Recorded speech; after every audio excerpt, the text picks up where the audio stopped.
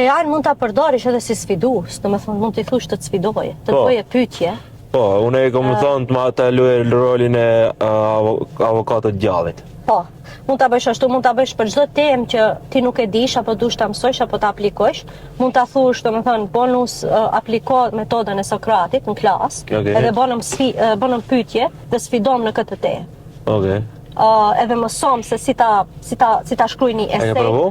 Po, e përdorim këtë në klasë.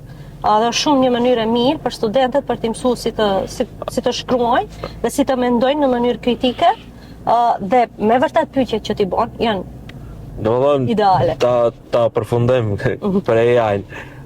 Ti je entuziaste, po veç me kontroll edhe me kufi. Pikërisht. Kjo është shumë e rëndësishme pasi fol dikush që ka përvojë ditore me student.